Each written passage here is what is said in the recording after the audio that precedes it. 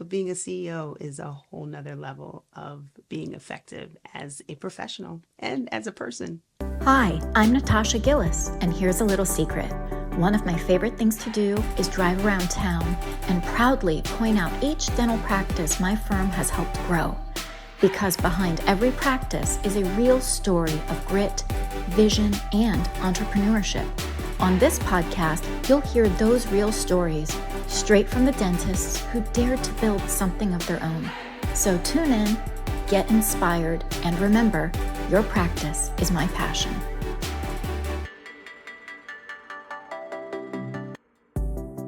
So we are here today with Dr. Jonelle Anamelechi.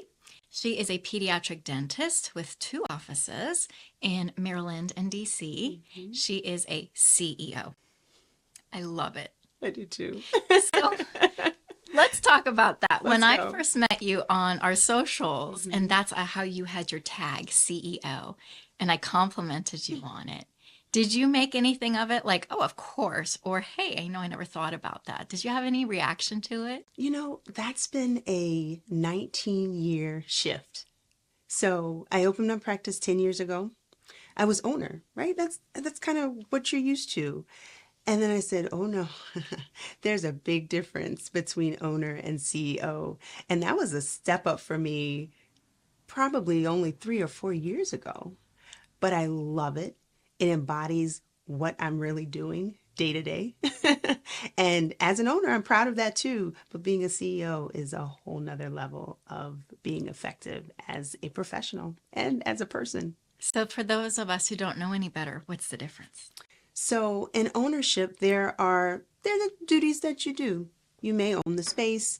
You have certain obligations to pay the rents, make sure the team is there, etc.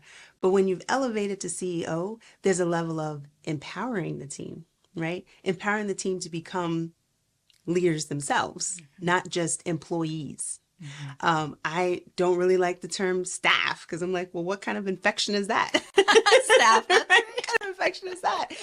It's a team, right? And so looking at things in that way, from living from your vision and your mission and embodying that in yourself, mm-hmm. and putting that everywhere you go amongst your place that you own. It's phenomenal. I love that. So when you're talking with some of your colleagues, do you have friends who are becoming owners first? Mm-hmm. And do you have these conversations with them to kind of remind them that, well, you can either be an owner, which in so many ways is you being self-employed, or you can actually form a business. Do you guys ever have these sort of conversations? We do. We talk about it a lot. And,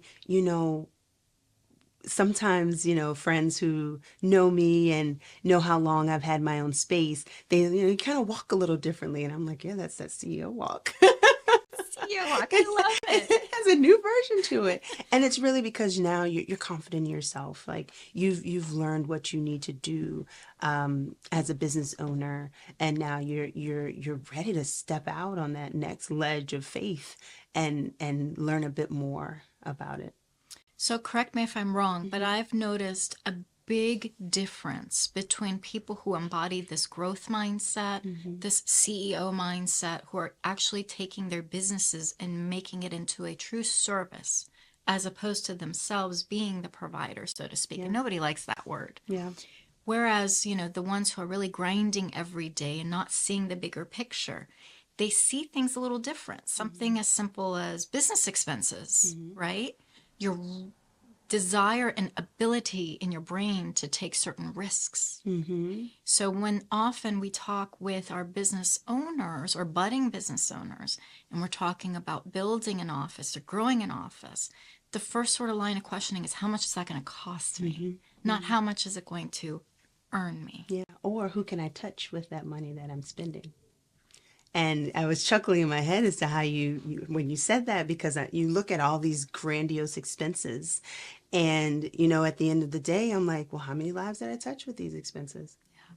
How many team members did I impact with spending money on a conference or doing a happy hour for the team? Was it impactful? That's true. Was it money well spent?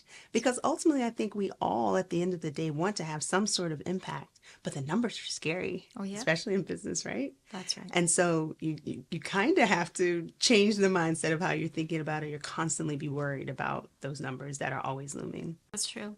And sometimes people forget whether you stay an associate, whether you stay an employee, or whether you take the next step and you own your operation, or even in your position where you're managing offices, there's always a risk. Yeah. As an Incredible. associate, you can get booted at any point. Yeah. As an owner, you can cause owner or even a CEO, you're looking at financials, there could be a situation where you're like, wow, we have to downsize or re-implement certain strategies.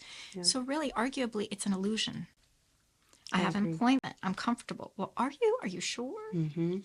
So, Yeah, it's true. yeah. I mean, the risk is there on every end. Yeah. So tell me a little bit about your practices. And I have a news update for you. Okay. Let's hear it. So, you said 2 practices. We're now going to be 3 in February. Congrats. And let me tell you, because I'm really excited about it. Out of the traditional pediatric dentistry, out of a growth mindset of what else can I do, I wrote a grant for the first time to the District of Columbia through their like small business initiative, and was like, I'm kind of toying around with this idea, and it was to really create an integrative care center for the patients that we were seeing, because we do a lot of airway, breathing, sleep. I see, breastfeeding babies for oral restrictions, etc. And I was like, I need my people. I need my people close. And so the center has lactation, PT, OT, chiropractor, myself, my functional therapy. It's called the Thrive House. The kicker to all of it is it's in my first house in DC where I had my first child. Wow, that's amazing. And so it has been, I'm just so excited and proud of it because, you know, you think about, like you said, the ownership part and the money part and all this kind of thing. I was like, I want to do this, but I don't want to spend, I don't want to go into debt again for it. What else can I do? And I'm like, well, who would have thought, writing a grant and it all turns into reality without any dip into my pockets. That's incredible. And so I'm really proud of it. I call it my Airbnb for therapists. That's awesome. Because a lot of my therapy teams, they come from all of the parts of Maryland and West and et cetera. And I love working with these other teammates of mine and therapists, but they're usually like, well, we don't really have a space in that area to serve families in person. Either we have to go to the house or they have to come to us. And I'm like, well, now Here. That is we've got it. awesome. So what made you think outside of the box and say, I'm going to make it essentially everything for kids with respect to their health? I mean, that's something that it's amazing. Well, I just got frustrated for families because, in my story, I've dealt with 2 kids who had obstructive sleep apnea. And as a healthcare provider, I was truly trying to pull strings. I was like, hey, you know me, I see your kid. Can I get in for an ENT visit like 3 months ahead of, everybody else? Like, that was, and could not move needles like that, even when I thought I had pull. So I'm like, well, what are our other families doing who don't and are trying to seek answers? And for a kid, 6 months is a long time of missed growth and development. And so I said, okay, well, if there's any way of trying to at least find answers or create a roadmap earlier, then I want to be able to do that. And That's so amazing. that's kind of how it all came to be. Do you have a particular age range that generally these services are more conducive to? Interestingly, we created a membership plan around 0 to 1 because I think our pediatricians who are amazing are so busy.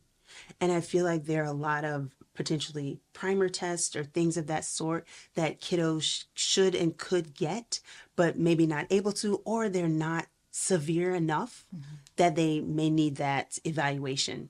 And so if we get these evaluations before one, we can figure some things out a lot faster, I think. And families are like, well, isn't that normal? I'm like, yeah, it's normal, or it's common, but it doesn't mean it's normal. And so those are some of the things that we hope. And then the older kids, the age range, we don't have a cutoff age range at this time, but I was really being kind of thinking and moving forward in terms of that early intervention, because I think sometimes that's where families may get a little lost, especially even as a first-time parent. You're like, I don't know what it's supposed to be, and helping them to also get those answers that they may be seeking. That's phenomenal. I know that from personal experience, my twin boys were born early. They were born at 7 months. And so one of the big concerns in the medical community is this going to cause a situation where they have speech difficulties, development difficulties? And thankfully we are just fine, but that process of getting evaluated, that process of the unknown, I almost felt like something on a conveyor belt. It was just process, chug, classify, move forward. And I think as parents who are in a position where I hate to say it, I think mom guilt just goes beyond the day to day, but also something as early as, wow, I couldn't carry my kids. Right.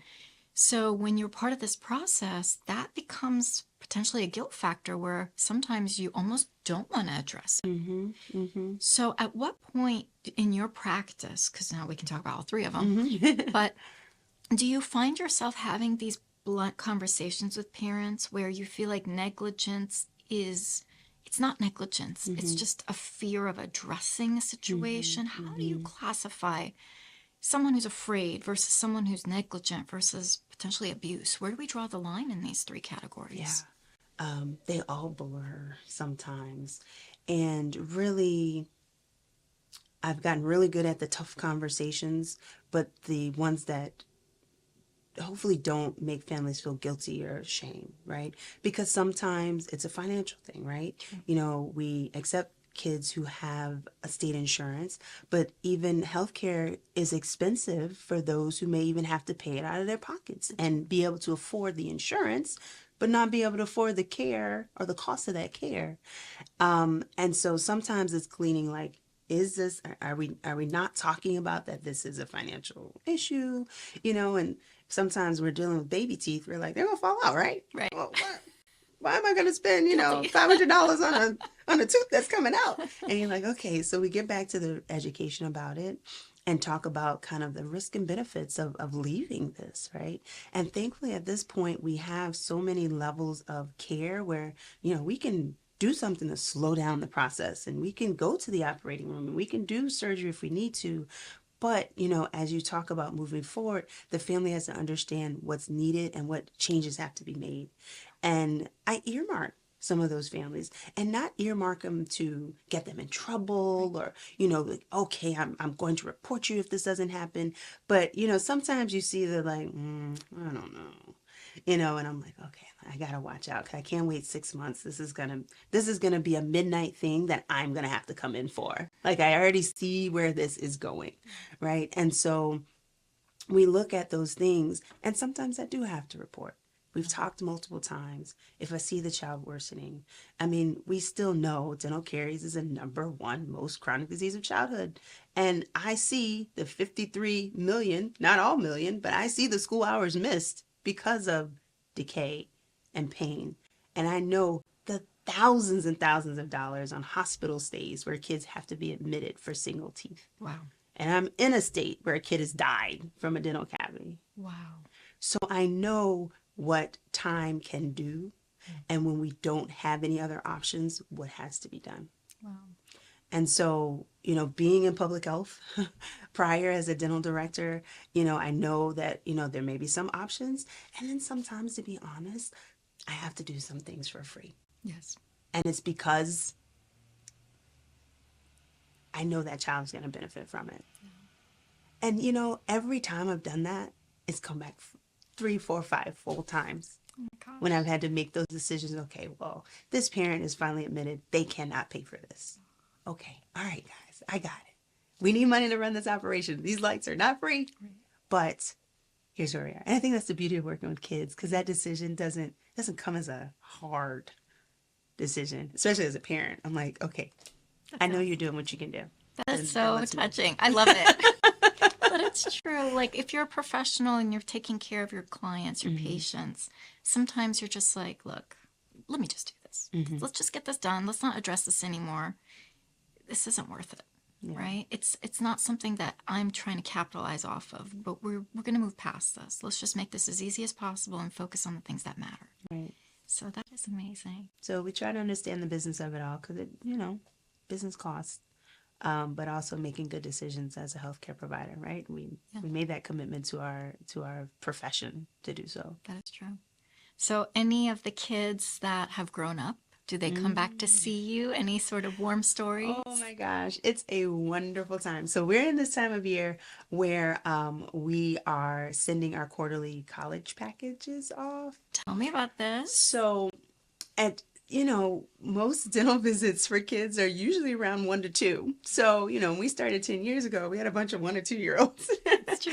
And now as we're moving along and kids are growing up and going off to college, it's a great thing to send them off, and we make a big deal out of it, but also to let them know like, hey, we're still thinking of you. And to be honest, it's something that my pediatric dentist did when I was a kid. Like she'd always like drop a postcard and just like, hope you're brushing from your dentist. Yeah. And so we will, we try to make sure we have the up-to-date information, like the dorms if they want to share and the contact. And so we'll send a little care packages over, of course, with a toothbrush in case they need to re-up on one, and some treats and things like that, like a gift card or whatever. That's awesome. But it's just a way of we've seen them from like such little timid, scared kids to braces and all this other stuff to out in the world. And we just want to remind them of how thankful we are that they chose us, but also just to let them know that, that little bit of encouragement, because I'm certainly hoping that some decide to go into dentistry. That's So what I was we gonna need to say. we need to stay kind of close in, That's so in that sweet. arena. I love it. That's really heartwarming. Not a lot of people do that. They're just like, okay, well, they're gone. But you like to keep that sort of family. Hey, we're here. We helped you. We kind of raised you. Yeah. As part of your growth. That's awesome. Well, thank you so much, Doctor. I'm really excited to hear your stories and for you to share everything. And please let me know when your doors launch, and we'll put it all over our socials. That's really, truly, that's amazing that you're doing this. Thank you. Thank you. If you enjoyed today's episode, be sure to follow and share this podcast with a friend in dentistry. And if you're ready to take the next step in your own entrepreneurial journey, connect with me. I'd love to make your vision a reality. Until next time, keep building, keep growing, and keep practicing your passion.